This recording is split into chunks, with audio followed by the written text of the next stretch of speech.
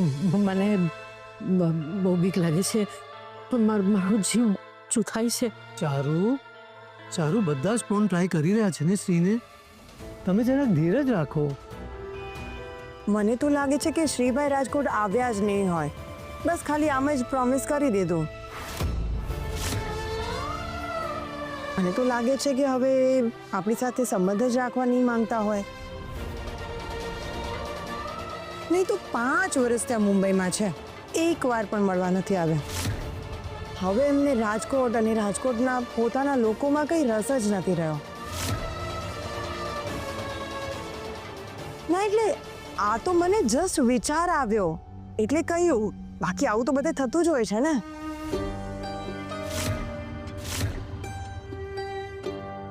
હાય બાપા, ભાભી આનો અર્થ તો એવો થયો ને કે ઘરના લાડકા એ જ આપણને સાવકા કરી નાખ્યા. હા, તું જ કહેને જ્યોતિ, આટલું મોટું શહેર છોડીને, એકલા રહેવાની સ્વતંત્રતા છોડીને જવાબદારીના નર્કમાં કોણ આવે? ભાભી, ભાઈ એવું કરે જ નહીં. જો ભાઈને સંબંધ તોડવો જ હોત તો રાજકોટ આવે જ શું કામ?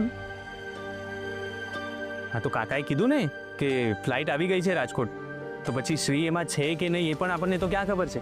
હા,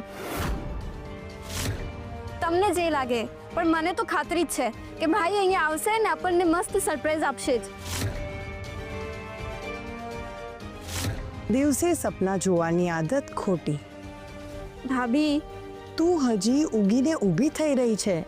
તને નહીં સમજાય હું શ્રીભાઈને બહુ સારી રીતે ઓળખું છું.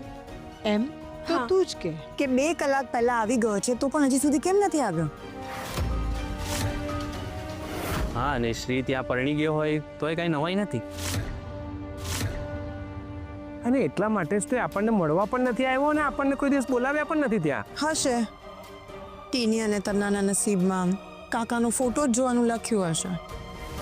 અરે કહેવાય છે ને કે પાણીમાં લાકડી મારો તો એનાથી પાણી જુદું ન થાય. એવું જ સંબંધોમાં પણ હોય. સંબંધોમાં ગમે તેટલી બોલચાલ થાય પણ એનાથી સંબંધો તૂટી નથી જતા. તમે મારા મનની વાત કીધી વિવેક કુમાર, હું તમારી સાથે સહેમત છું. કાકા, શ્રી અમારો ભાઈ છે તોય તમે એને ઓળખી નથી શક્યા. હા, ચલો એ બધી વાત છોડો. હું કહું છું ને, શ્રી એવો નથી એટલે નથી. શું કહો છો ભાભી? ભાભી થઈ ચાલો તમે બેસો. અરે કોઈ પાણી લાવો.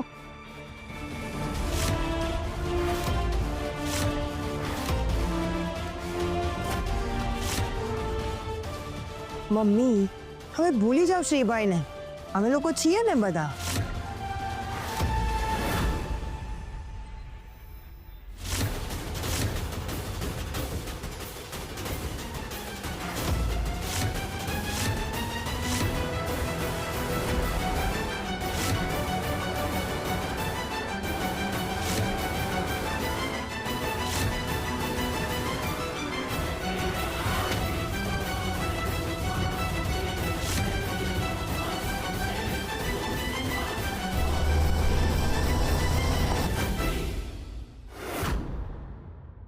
મેડમ, હવે તબિયત કેમ છે તમારી?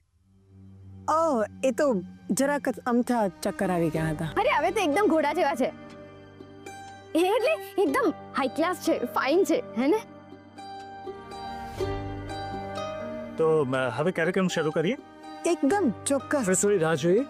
એક મિનિટ પપ્પા. સર તમે જાઓ, હું પપ્પાને લઈને આવું છું. Okay okay. પપ્પા, આપણે ઓલરેડી મોડા છીએ. હા, અને બીજા ક્યાં સુધી રાહ જોશે? પણ આપણે એમ કેમ ફંક્શન શરૂ કરીએ? ક્યાં છે આપણો શ્રી?